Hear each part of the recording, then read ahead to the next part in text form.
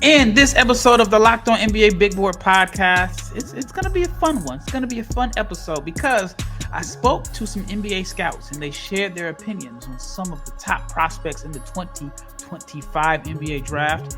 And what me and James are going to do, we are going to share our thoughts and our opinions on the scouts' opinion. Stay tuned.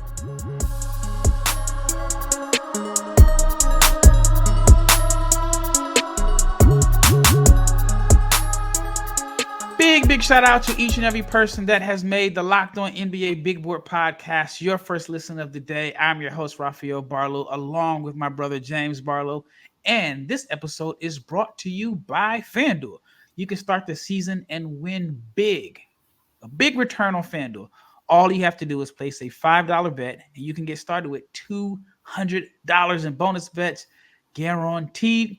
Just visit FanDuel.com to get started.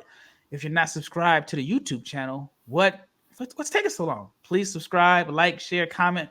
Make sure you click the bell so you can be notified every time we drop an episode because we are coming at you 5 days a week at the minimum, which means we are in season. Basketball season is around the corner. It's already started in Europe. College teams started having their official practices this week, which means NBA scouts are traveling all over the country and the world, getting intel, visiting practices, meeting with players, or not necessarily meeting with players, but they're gathering their information and checking guys out. And I had the opportunity to speak with a few scouts over the last week. And if you're not subscribed to the NBA Big Board newsletter, please check it out. It is my newsletter. It's my opinion on, different prospects. It's kind of like the NBA Big Board podcast, but it's a written version. It's a little bit more in depth. And I provide a lot of intel from different scouts around the NBA, whether they're international scouts or domestic scouts. And so I spoke with a couple that have been on the road, and they shared some thoughts and opinions with me on quite a few of the prospects that, at least right now, we expect to hear in the first round of the NBA draft. So what James and I are going to do, we're going to have a little fun. We're going to see if we agree or disagree with the scouts' take, and we're just going to comment on, their thoughts. And so the first prospect that, is just probably going to dominate the discussion of the 2025 NBA draft is Cooper Flagg. So I spoke with the scout that, he gave a very, very honest opinion about Cooper Flagg. And he mentioned, and this is a quote. This is a quote. This is not my opinion. This is a quote. He says about Flagg, he's the real deal. I didn't really believe the hype. You know what I'm saying? I knew he was really good, but I thought the expectations were a little out of hand. But when I watched him recently, he sold me. He's making plays out of ball screens and throwing pocket passes. I'm like, oh, he can do a lot more than I thought. So, James, I guess I should have introduced you earlier. Man, if they don't know who I am by now, man. We're like almost 4 minutes into the show, and you haven't had a chance to say anything. I'm not trying to be a ball hog, and I'm not trying to pound the rock. But what are your thoughts on that? Like, he says that, and if you're watching on YouTube, the quote is up again. He says that he knew that Cooper Flagg was good, but he thought that the expectations were a little out of hand. But he mentioned that he saw him make some plays out of ball screens and throw pocket passes, and he's like, he can do more than I thought. How do you feel about that quote? Hey, man, I do not have any qualms, as they say, with what he said. Cooper Flagg is legit, and his ability to make plays. And I know earlier at one point you think he was going to be more of a play finisher. And I was like, nah, man, he might be a play starter. Look, he's legit, man. It's a no-brainer. It's going to get ugly, I think, day one as far as the tanking goes to get him because I think he's a franchise-changing talent, and he's 18. Like, he could be in high school. So I agree with everything that scout said. So I've watched Cooper a lot. I watched him live. I've watched him on film. I haven't really seen him make plays out of ball screens. Like on the high school level, he was, of course, a play finisher. I knew he could pass. I knew he was like a connective passer. I knew that he can make the right reads. But what's interesting about the quote is maybe Duke is putting him in some situations where he is going to have the ball and make plays out of ball screens. And the fact that he's making pocket passes, I mean, are we going to see some Cooper Flagg playing point forward, point center? Some 4-5. You know what I would do if I was Coach Shire? I would do the inverted screen and roll with him and the point guard, Tyrese Proctor, right? So in that way, I'm having Cooper handle the ball, and then I have Tyrese screen, so a little whatever go screen, and he can relocate to shoot the three, or you can get the switch with the point guard on you. I think a 4-5 pick and roll, especially in college where the spacing isn't the best, I'm just going to switch that. Like, you're not going to beat me with that. That's more so going to work in the NBA. It was funny, the first person player combination that I remember seeing, the 4-5 pick and roll. Who was yours? Do you know? X and O guy, Rafael Barlowe. I'm not an X and O guy. The 4-5 pick and roll. I got one for you. I mean, the first one that comes to mind was Draymond running it with Andrew Bogut. Josh Smith and Al Horford ran a mean 4-5 pick and roll because Josh Smith could pass and he had that launching pad too. So yeah, Josh Smith was. Everybody says they were ahead of their time. He was really ahead of his time. Then they tried to play him at the three, and that tricked everything off. But Detroit played him at the three. But I do see that bag. Yeah, I do see some 4-5 pick and roll in his NBA future. But at the college level, you definitely can run some 4-1. 4-2, and they got those shooters too. Darren Harris can shoot. Con Kneppel can shoot.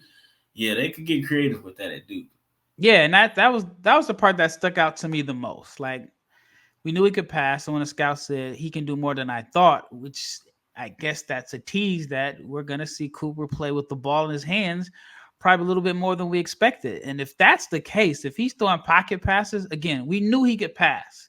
Anyone that watched him play, like, outside of just paying attention to the freakish athleticism and the blocks, knew he could pass. But playing some point forward adds a new dimension to his game. And you know what's crazy about that? Somebody told me that Scottie Pippen was their Cooper Flagg comparison.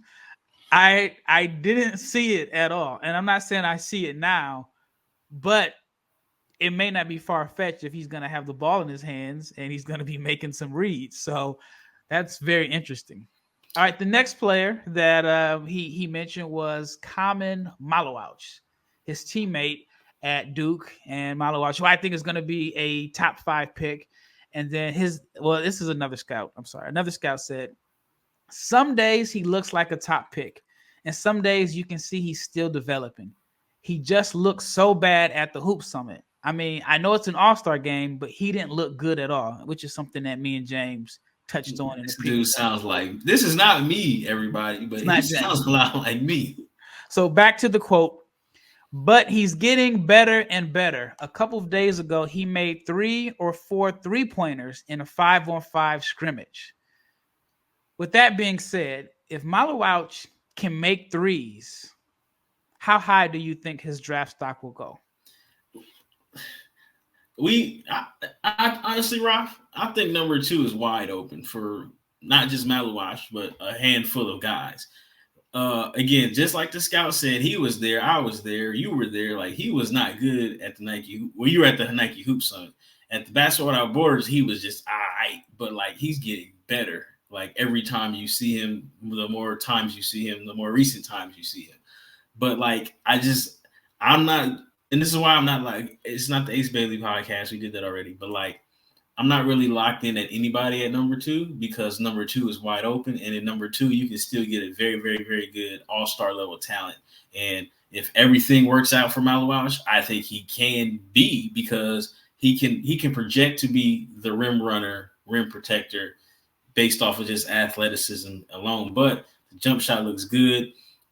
He's been taking them. He was taking them in the Basketball Africa League. He took them a few times in the Olympics, the few possessions that he did have. That's a good sign. And he does show a flash, even having a post-up, face-up game. Again, sometimes with guys like that is how good is he and how much of, like, because he projects to be able to do a lot of things, but do you need him to do a lot of those things? Will he be good enough to do all those things at the next level?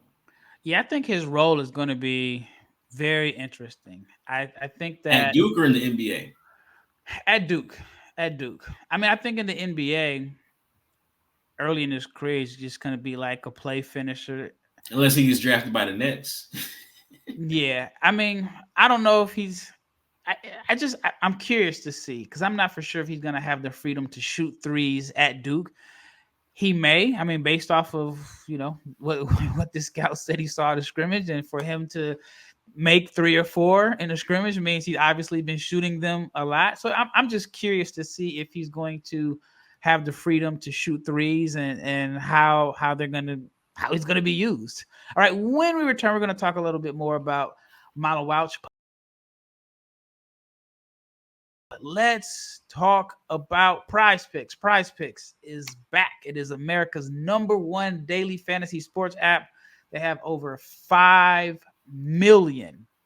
You heard that right. 5 million active users. Prize Picks is the easiest and the most exciting way to play daily fantasy sports.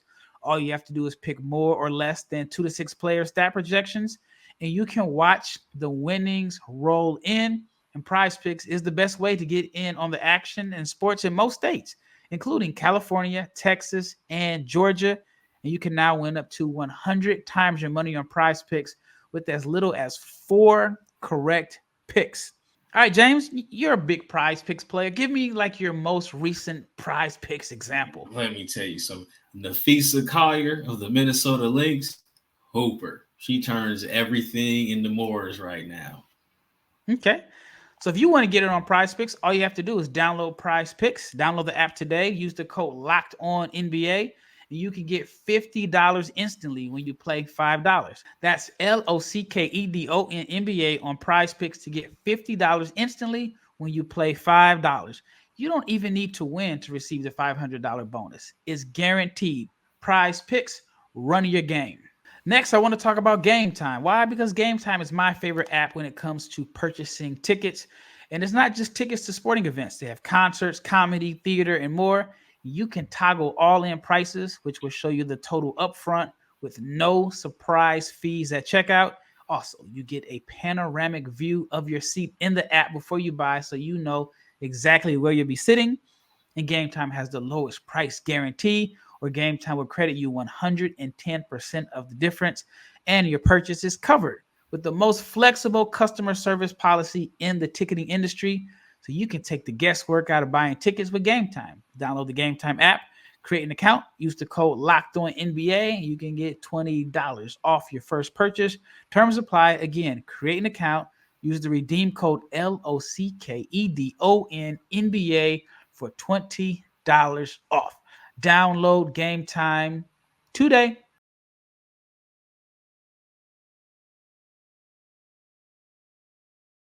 Once again, thank you for making the Locked On NBA Big Board podcast your first listen of the day. Now, for your second listen, I think you're going to enjoy the Locked On NBA podcast because there's no offseason in the NBA, and Locked On NBA provides daily basketball analysis from the national and the local experts, and you get it in 30 minutes or less.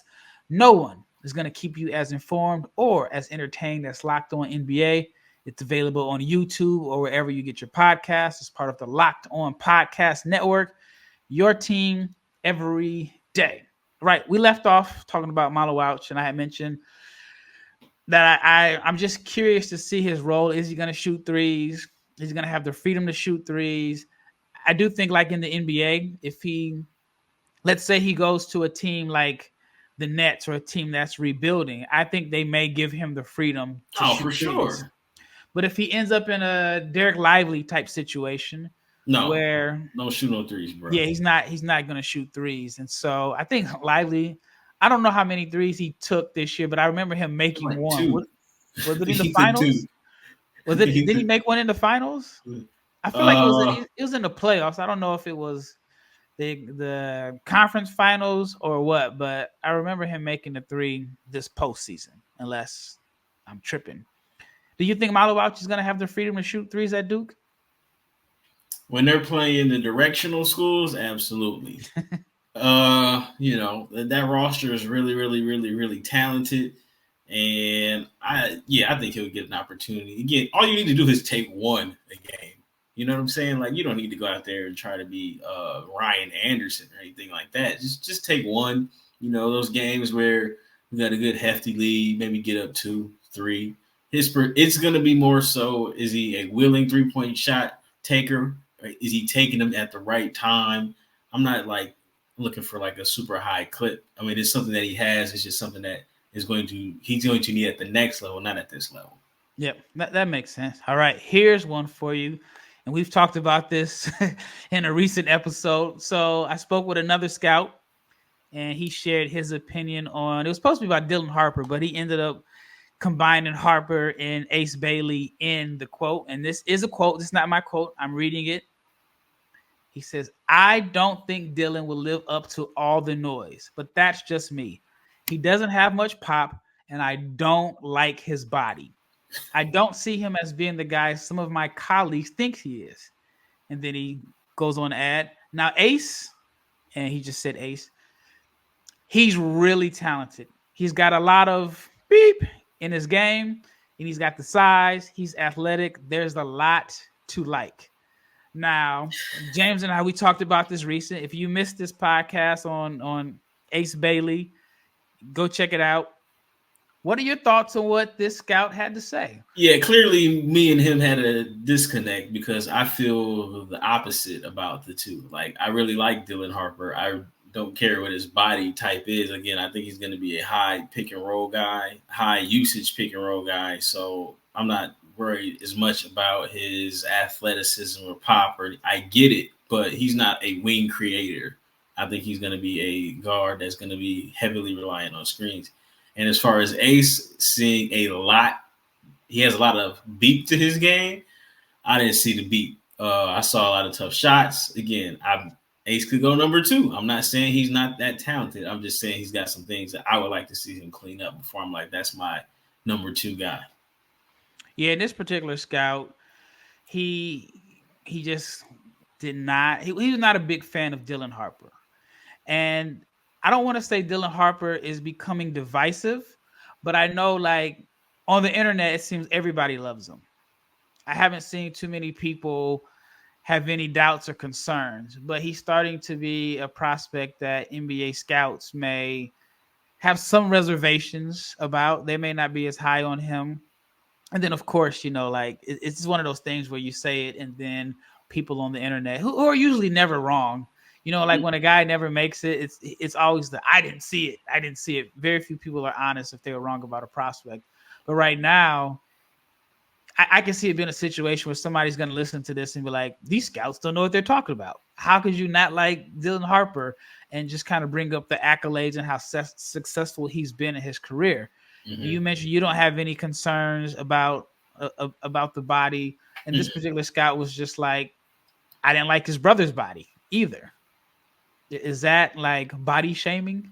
Yeah, because who likes Luka Doncic's body right now? I mean, I've seen some people like, man, he's fat, he's out of shape, and I'm like, he plays with the ball in his hands for like he's got record high usage, and he just played in NBA Finals, and like nobody can guard. Now again, you can say, well, if he wasn't so chubby, he'd be a better defender, but I just think he isn't a good defender because he's just not a good defender all the time. I don't know if it's because he's not in the best shape. And it didn't help that Michael Finley handed him a brewski after winning the conference finals. But, I mean, like, I get the body shaming type, but Paul Pierce had a bad body. Chris Paul has no cuts in his arm. Yeah. Even if you see Chris Paul, like I've seen some videos of him playing at like Wake Forest with no shirt on. He just has no like muscle definition. So, but then you look at somebody who may look at Scoot Henderson and maybe like that's the type of because Scoot. But here's the thing: it's not the same thing. But remember, the complaint was KD can't lift the bar, and I'm like, man, somebody said he could lift the basketball. Like that's all that matters. So, yeah, that's true. Because I could imagine I bet you there were a lot of scouts that said I don't like KD's body. You know, if you said that, man, it didn't matter. That dude was cold. Bro, I went to Iowa State his freshman year, and we had a walk-on that ended up getting a scholarship. He guarded KD. His job was to stay in KD's shorts 94 feet. And he held KD to like 21. Held him to 21. He held him to 21, and it was great defense. Yeah, and I'm sure there were scouts that didn't like Trae Young's body. And I mean, the thing about scouting is that they're human. They have their preferences and they have body types that they may or may not like. And this guy was just not a big fan of Dylan Harper's physique or lack thereof. All right, when we return, we're already at the last segment. When we return, we're going to talk a little bit about VJ Edgecombe, Liam McNeeley, and a scout had a very, very, very interesting comment about Collin Murray-Boyles. I think that's going to be a fun topic to discuss. All right, before we get into that, let's talk about FanDuel, because if you are an NFL fan, you can start the season with a big return on FanDuel. Why? Because FanDuel is America's #1 sportsbook. But if you get the hunch in the middle of a game, you can check out the latest stats. You can view live play-by-play and so much more on the same page where you placed your bets. You can get started with $200 in bonus bets guaranteed. All you have to do is place your first $5 bet, and that's on FanDuel.com.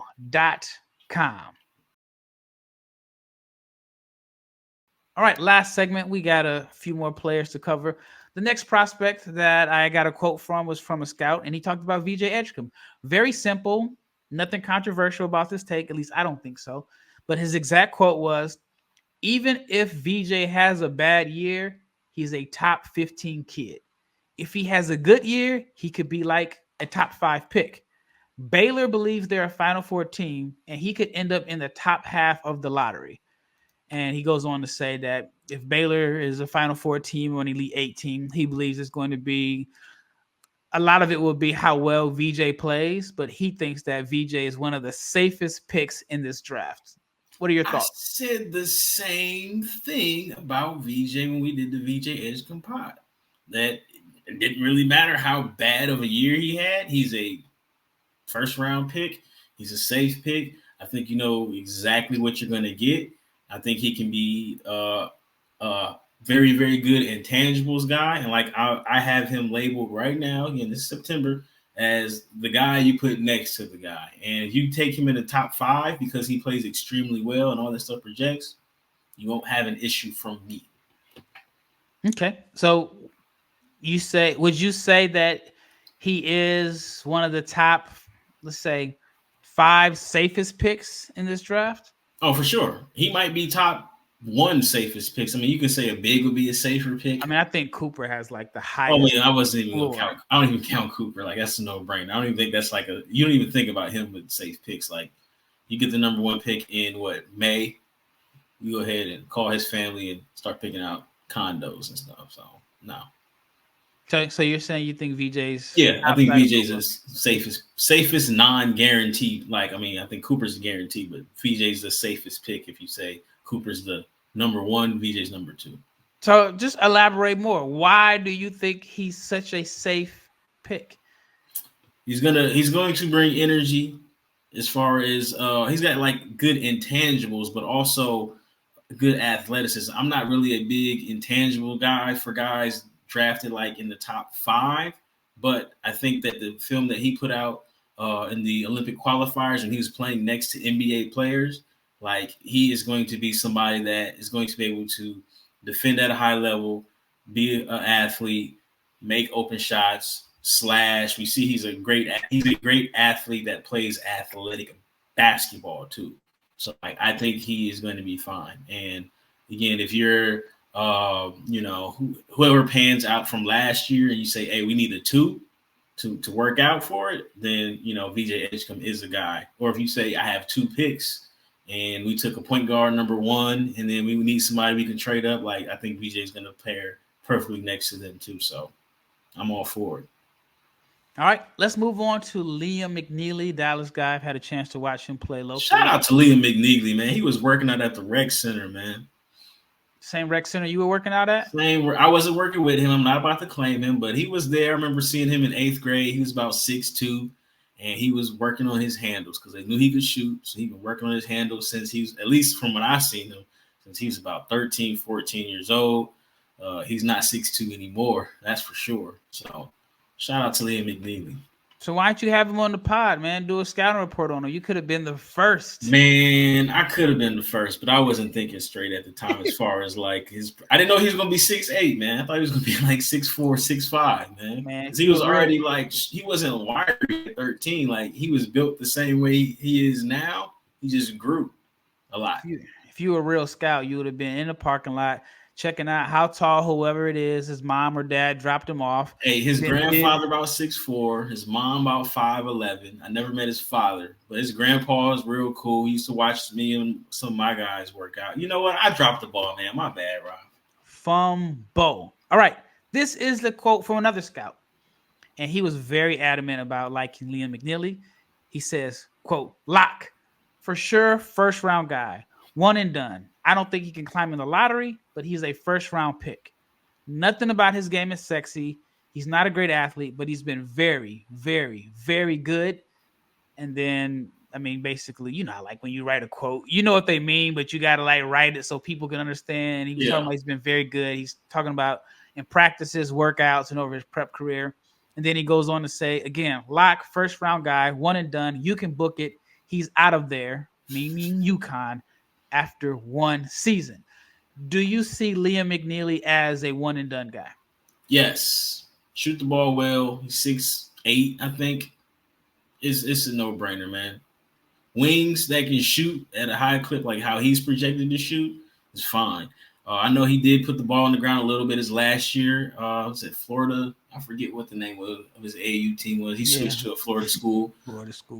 But he was and it was smart because he's putting the ball on the ground. I was talking about it with you. He was attacking Khaman in that matchup. He was like, "There's no way that dude can guard me."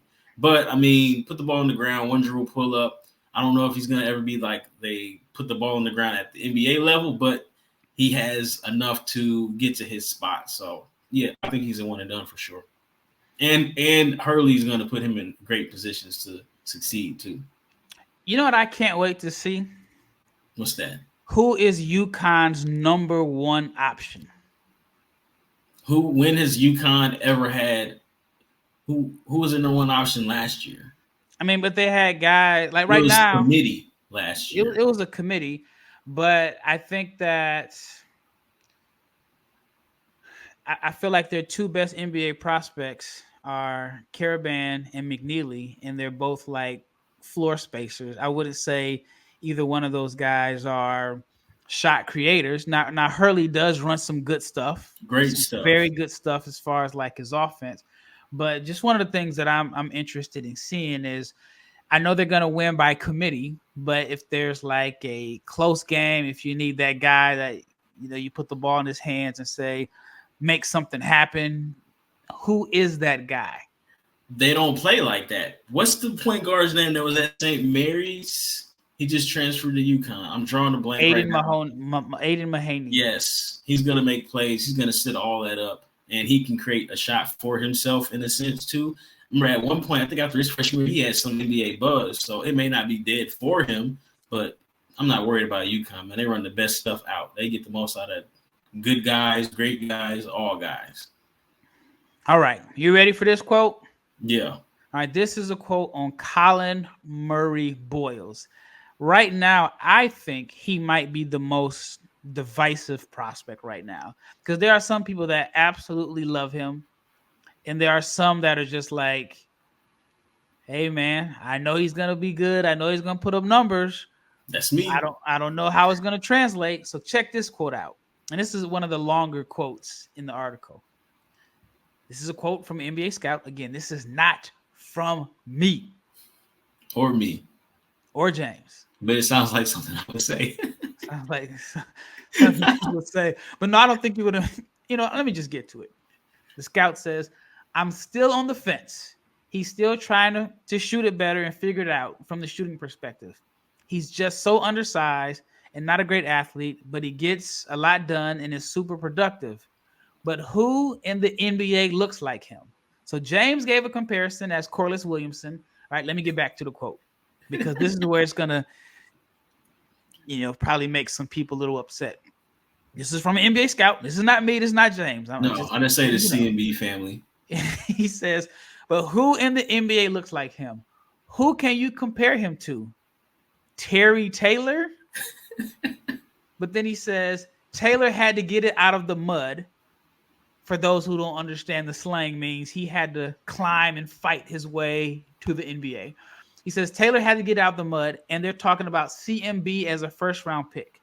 I think he's going to be crazy productive this year. I think he's going to average 20 and 8, but I don't know. Somebody may like him early. Hey, Ralph, real quick. I know he didn't play in the SEC. Terry Taylor, if you don't know who Terry Taylor is, Terry Taylor went to Austin Peay, 4-time all OVC conference. He basically did everything he needed to do in that conference. Let me read these stats to you. For his career, he was 20, 10, and an assist and a half. What do we project Collin Murray-Boyles to be? 20, 10, and what, 2, 3 assists? Mm-hmm. So from the statistical standpoint, they're close. Terry Taylor, 6'5", 230. He's a power forward because he's 6'5". I've even seen him listed at 6'4". And look, Terry Taylor is productive when he gets NBA minutes. So I don't think that is a far-fetched comparison. I'm almost mad at myself that I didn't come up with that. But I can see it. Yeah, and Taylor, even in the G League, when he played for the Fort Wayne Mad Ants, he averaged 19, 12, 2.3 assists, and 1.3 blocks. Then he had an NBA game where he had 24 points, 16 rebounds, and 3 assists. Terry Taylor is a guy that I don't play fantasy basketball anymore, but I used to. But he's the guy that I used to pick up at the end of the season. He'd be on like a tanking team or a team that's done, and he would get you some numbers. Yes. But all right, James, do you like that comparison? I like the comparison, and I get it because, I mean, you talk about undersized power forward who, is productive in college. I can see it. And, Terry Taylor, it's just 7 starts. His rookie year, he was 15-6 in 7 starts for the Pacers. Like, he's productive when he gets a chance. It's just, do you believe? Yeah, and I just wonder how high CMB goes, because I think if Terry Taylor were drafted higher, he'd have more opportunities. Yes. And which means if he goes to a bad team and he's given an opportunity, he's going to be really, really productive. How it translates to winning down the line, that may be like, the concern. And I may catch some flack for this, but sometimes we see guys get drafted high and they're productive, right? And then all of a sudden they just like don't have a role anymore as the team that drafted them transitions from being like a lottery team to trying to win. Mm-hmm. Not saying that could happen with CMB, but I do think it is a possibility. I do think he's one of those guys that a team may like him. They may draft him high early. He could have really good numbers early in his career, and then a coaching change or a shift in the front office could make it an uphill battle for him because he's such an acquired taste because of his size. Yeah, and what's crazy is he might go out there and try to prove that I can go shoot, right? And it may not work out for him. And the coach at South Carolina is like, nah, man, we need you to go be CMB. And that's going to look like 18-9 for him. Yeah. But like I said, if he could somehow turn that into some playmaking, especially like off the rebound, I think it'll clean it up some. I still think he may end up going in the first round just because, the talent is there. And, while the Terry Taylor comparison is legit, he's 2 inches taller than Terry Taylor. And that does make a huge difference between, but at the same time, he's still undersized 4.5 because he doesn't stretch the floor. It's going to be interesting. Let us know. Share your thoughts, especially if you're on YouTube. Let us know your thoughts in the comments about James's comments, my comments, and the comments from the NBA Scout. But thank you for making the Locked On NBA Big Board podcast your first listen of the day. Now for your second listen, again, check out the Locked On NBA podcast where the local experts are giving you updating you daily on all of the biggest storylines ahead of the season, which is right around the corner. Mavs Media Day is Monday. But you can find Locked On NBA on YouTube or wherever you get your podcast. Once again, this is Rafael Barlowe, my brother James, and we are out of here. That was fun, man. That was a fun episode. Always.